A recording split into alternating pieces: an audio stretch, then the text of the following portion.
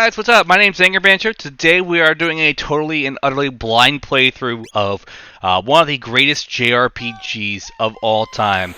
And that's right, today we are starting our journey through the game that is Chrono Trigger.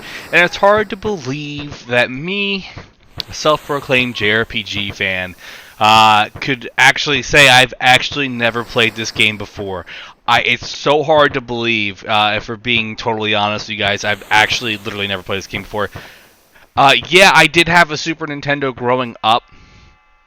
You know, my family, we had it. We were always a little bit behind in terms of having whichever console generation was out at the time. I don't know why that was. It's just how it was. Like, we had an NES, you know, mainly up until, you know, around the time the Nintendo 64 was about to come out. So then we got a Super Nintendo. And then, you know, we got a 64 not long later, like about 2 years later. And then the GameCube, when that came out, we finally caught up, all that stuff. But what I'm saying is, I never had a chance to play this. I didn't have many games on the Super Nintendo. It was kind of an afterthought, even though a lot of people consider the SNES one of the greatest generations of gaming for RPGs and just Nintendo in general. A lot of people look back fondly on the Super Nintendo, and I don't blame them. You know, going back playing a lot of these games on the from Super Nintendo times, I do agree with that. Like, my favorite Zelda game is A Link to the Past, and I didn't get to play it on the Super Nintendo. I played it on the Game Boy Advance. So we're gonna keep things pretty simple with this. We're not gonna rename any of the characters. We're gonna keep them with their default names, not because some reason I just don't feel like renaming them. I know nothing about this game. I'm going completely blind in this game. We're gonna see how far we can go before I start failing miserably and everything like that. I'm gonna guess not very far, because I'm just gonna guess that. From what I heard about this game, I've heard nothing but rave reviews about this game. So that really piqued my interest, and the fact that it's a classic, it is considered one of the greatest of all time. It does have what you would call a dream team working on it, apparently, in terms of the core group working on the entire thing. So I think the artist is the only name that I know. I don't know if Nobuo Uematsu worked on the music. And Nobuo Uematsu did the Final Fantasy music, which you know, iconic in terms of gaming music, and each one is in its own right, you know, standalone. The artwork done, character designs, I mean, because the pixels don't really have much design in terms of having that. It's Akira Toriyama, who did Professor Slump and Dragon Ball fame, and he does the Dragon Quest franchise, and I really love his artwork in these games. So, like I said, we have no idea what we're doing. I was trying to avoid running into this girl. I don't know who the hell she is. Obviously, this is important. The music totally had a dramatic shift in everything, and it looks like she lost her pendant. That is not a good sign. And we talked to her before, giving it back to her, I guess. I think that's a good thing. It doesn't look like we stole it. That's probably for the best. Now, I hate how that cat literally ran away when we were getting her. So we have to name her Marl. We'll leave it at Marl. I don't even know what the frick that name means, but... And because it's a Super Nintendo game, or originally at least, there will be no spoken lines. All the dialogue is going to be through text. And at the same point in time, the text is a little hard for me to read. I don't know if it's because I'm getting older, or if it's just the actual, like, font and, like, you know, the way the game is. Game is running, I think it's running windowed mode. I'm not entirely sure, to say the least. I can say for certain, though, that, like, it might also be the combination of the font as well. I think the font really doesn't help it either. And it looks like so far the combat's pretty similar to most JRPGs, especially the Final Fantasy style, since this is made by Square. where we have that wait bar at the bottom. That's what the yellow bar is, and that will tell us when it's our turn, when that character can go. And it looks like the reason why they do that is, I don't know why it's not just turn-based. I've played a lot of different RPGs over time where, you know, the right-hand side of your screen will show you who's up next, and that's like your Shin Megami Tensei titles, where they give you the turn-based. Persona doesn't do that. It's kind of like based on like your agility stat, and this is going to be based off that little yellow bar. Meaning that an enemy could go 3-4 turns before you get a turn. That's a sign. I think it's also about your. I don't know. I don't know how some of these games work as a whole, and we're gonna return this kitty to her. I'm gonna assume it's her kitty, and it ran away. Oh, good. It said she got it. Okay, that's cool. Like I said, I have no idea what we're doing here. I know our friend's doing a thing. All right. Let's talk to this guy here. Like I said, I have no idea what we're doing. Usually games like the RPGs I play are like Persona, where you do need that guide to really kind of go through it to make sure you do everything. This is a game I've heard. One thing I heard is that this game has 13 different endings, and we're trying to fly through it as blindly as possible without knowing much about it in terms of story and what we have to do. By which I mean, like, you know, there's walkthroughs online for everything. A lot of people say you don't have to grind in this game, that you'll level up naturally and progress accordingly, and that'll be how you beat the game. But I don't know. I do grind a lot. When we played Dragon Quest XI previously, a couple years ago, I literally found, I googled, you know, best place to grind up to level 99 in Dragon Quest XI, and I did that for like a whole weekend. Got the entire party to level 99, and like the last portion of the game, which was like about 20-25 hours, was pretty much a breeze. Not gonna lie, that was a gem and a half to say the least. So it looks like we're at this. Luca is demonstrating, or getting ready to demonstrate her. I guess it's her new invention. Is she gonna be part of our party? I don't know. Are there? I don't know which version this game is. Like, if this is like the Super Nintendo port, or if this is like the PlayStation port, or if it's just its own version, like an amalgamation of the two, like a combination. Because the menu screen does give us, like a 3-minute anime cutscene, and I love it when games like this, like JRPGs, have the more anime like cutscenes and just the more anime. Like, I don't know why, I just really like that.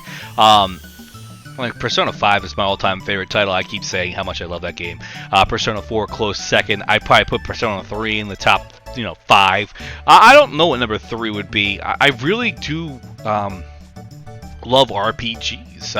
I feel like those games give you the most bang for your buck. You're getting like 70 plus hour games for, your full $60 purchase, and you're buying like Call of Duty. You might get a lot of hours out of multiplayer, but the main campaign is like 4 or 5 hours. So let's be honest here, guys.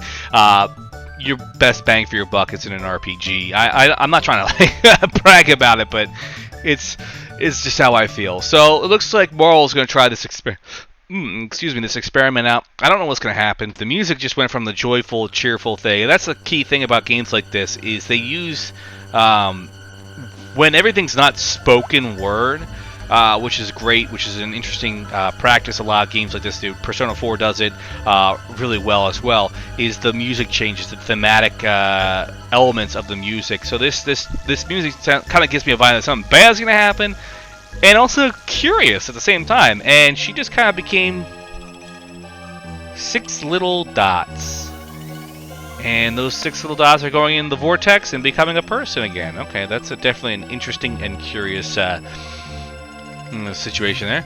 But yeah, so the music really does kind of give you a tell as to how you're supposed to be feeling and what you're supposed to be thinking.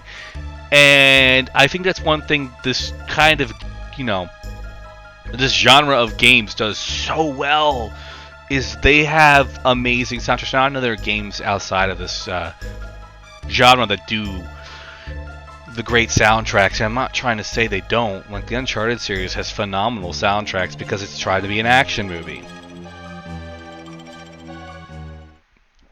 So right now we're going to try to recreate. What just happened tomorrow here. Let's see what we get. Now I don't know what happened tomorrow exactly, but I do know this game has something to do with time travel, I believe, based on the name. Chrono Trigger essentially translates, as my friend Andy over at Third Shift Games says, time gun.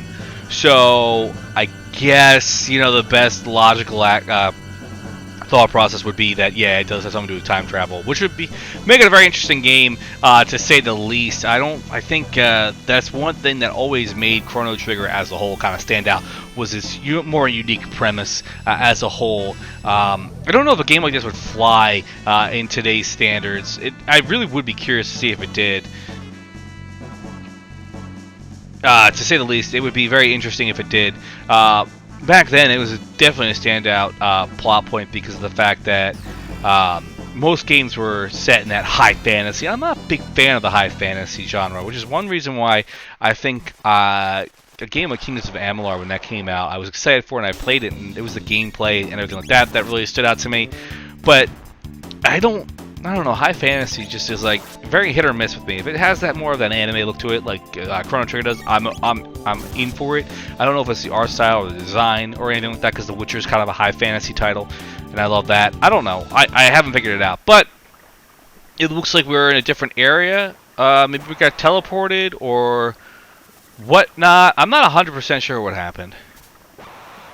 But there's these very Toriyama-esque little, you know, minion things. Do they have names? Are they? I'm going too fast to see what they are. But they kind of look like Captain Ginyu a bit. Like if he was like a diminutive creature. That's what I think Captain Ginyu looks like. Now we got a potion. Awesome. Our character can only run.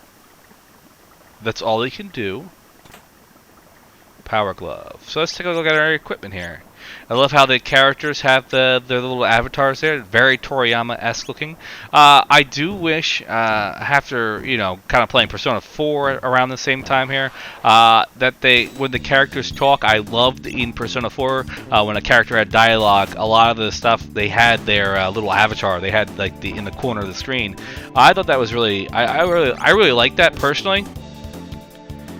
And I wish more JRPGs would do that. And I know this is from like 1995. So at the same point in time, I know that's most likely not going to happen. And holy cow, 8 HP, and we barely got out of it. This game's not very generous with experience points, is it? Like, not at all. Like, I'm seeing like 7 XP. How am I going to reach level 60 at this rate? Let's see. We do have 2 potions. We're going to have to use one right now. I didn't want to, but we're going to have to. Listen, I have no idea where we're going, but there's really only 3 places we could go at this point in time. Is up to through the forest to the castle, or to that church-like building out there. It looks like we are in a different time period. I'm not gonna say for certain without confirming that, but that's exactly what looks like what happened. We traveled in time, which is actually pretty cool because I don't know if most games would actually do that. This is actually a bit of a... I'm not saying these are tough fights. These battles here are not the most toughest things in the world. But what I am saying is, it is a bit of a challenge when you're the only person in your party. And you're going up against 3 enemies. Now, I know, we're low on... I guess it's magic points is what they're calling it. It's MP now. Every game calls it differently. But our HP is getting a little low, and it's a little worrying. Can we get through here? Okay, that's good. But yeah, we have to kind of worry about that stuff here at this point in the game. I don't want to get game over, but like I said, I've actually never played this game before, so I don't know what I'm doing. We get TP as well as XP. That's an interesting situation here. Oh, what's this? Enemy drop the shelter. No idea what the hell a shelter is, but it looks like there's something in there. No! Shit. We're screwed. Okay. That's fine. We're as good as dead. 25 HP. Nice. We landed a critical hit that takes care of that. Okay, we might be okay here. We might have to look some stuff up here. I'm curious though, because like, I feel like this is one of those games where like the programming as it is, if we come back to this area in the map, it's always going to be the same. So I'm really curious if we always go back to this one little portion of the room here, that little section here. If we always go back, if we're always gonna have that little like monkey-like guy. If you know, Bubbles from Dragon Ball, as people call him. If Bubbles over there will always show up, and we probably shouldn't have done here. Yeah, we're dead. We're dead. I'm gonna get game over here. Yep. Game over. Okay. So I'm embarrassed by that. Nice thing is this game does do a bookmark. It bookmarks the last time I started an area, so we know better. So we're all the way back here. Probably about like 2 minutes. What's frustrating is if we're playing the game and we have a bookmark and the bookmark takes us all the way back like 15 minutes and you feel totally stupid for not saving it. There are 2 ways to save this game apparently. You can save the game naturally, or you can, if you're getting ready to take a break or walk away from the game, you can bookmark it, which is the equivalent of saving if you're not in an area where you can save. That way, the game auto bookmarks. So bookmark is like an auto save, but you know. We're not going to make that same mistake again. I think we're going to avoid going down south. That is going to be our ultimate decision here.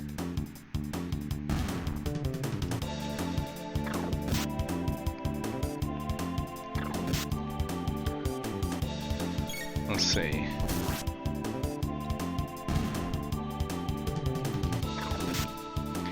When we level up, it says we get TP and XP or whatever when we at the end of each battle. I don't know what TP means. But we did get a potion. That's a good sign. So let's go find Bubbles. Bubbles is in this one. So he does drop a shelter. I don't know what the hell that does. We're gonna go this way. Hey! We got a strength capsule. I don't know what the hell that does. I don't know what it does. We're gonna grab it. We're just gonna grab it and call it a day.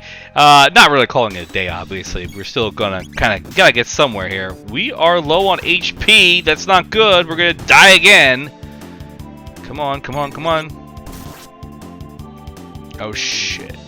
Oh wow, we got 2 turns in before they got a turn in. Yes! Yes! Daniel Bryan, yes chant. .mp3. Okay. Oh, we're screwed. We are so screwed. Okay, so we'll use our tech point here, I guess is what it's called. That should take out 1, 2. Okay. Yes! Yes. Come on, give me another turn. Give me another turn. Oh, so close! 2 HP! We did it! We did it. And we leveled up. Our HP doesn't get regenerated or anything like that. We just leveled up. We're in the castle now. Oh.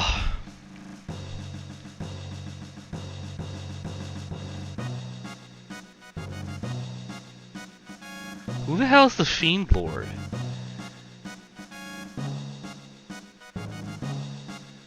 We're literally like getting introduced to all these new concepts that we're supposed to know exactly what's going on, and she looks just like Moral.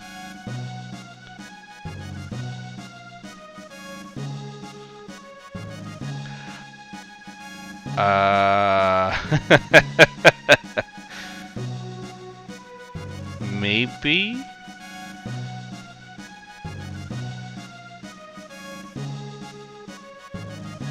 So, King Guardia the 21st. Alright,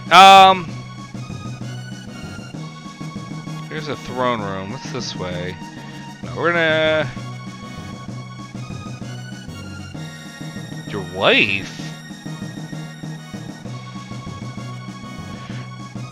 And the text continues as we walk away from him. That's great. Oh, great game design. I also love how Chrono can only run. He can't walk. It's run or die. And we got this opportunity to rest. We're going to take advantage of this. This is going to be something we're going to take advantage of throughout the game. Or at least for this portion of the game. We are always going to be able to come back to this castle. We're going to be able to come back to the castle. We're going to replenish our SP, our MP, and that's a great thing. It'll save us on potions and other items. I don't know if we're really going to need potions as much. The way I play these kind of games, it's really weird. I get all the potions in the game, potions and other restorative items, and I never use them. I don't know why that is. Our characters usually have cure spells and stuff like that. It's just how it is. A mysterious force seals it shut. I don't know what that means. If that's something I have to go back later in the game to get. But yeah, I mean, like, you know, having that item later in the game, when you have magic spells that'll replenish you, I'm not as worried about using potions as much as some people would be. And I know that sounds weird to say that, but it's just how I am. We're making sure we also equip our best stuff throughout the game. Every time we get a new item, we're going to pull up the menu item and we're going to put on a better piece of armor or a better sword. And that's going to be something we're going to have to do constantly throughout the game for multiple characters. The menu is actually pretty easy and intuitive. I've seen versions of it, of the game, maybe the original SNES version, where the menu did look very Final Fantasy-esque, like the early Final Fantasy titles. Now this looks definitely different. And it looks like we're going to go see the Queen.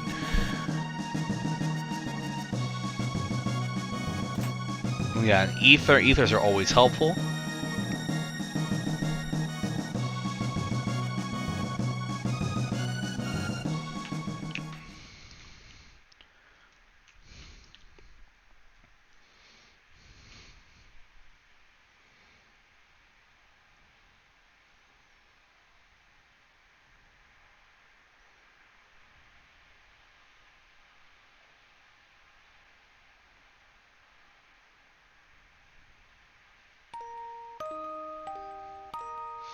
Oh, damn. So it looks like Marla got transported back in time and she's the queen? She looks like the queen. That's... Oh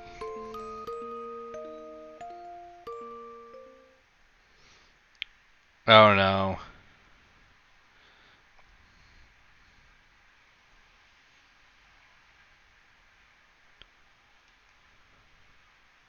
It's like I'm dying, so do you know what that's like, Marl? And she just disappears. Okay. She was fine for a second, and now she's not fine. This is an interesting predicament we find ourselves in here. I'm going to ask you if I did anything weird with her. I'm going to say, of course not. The fact that they're implying that I did something wrong. Wait, who's this now?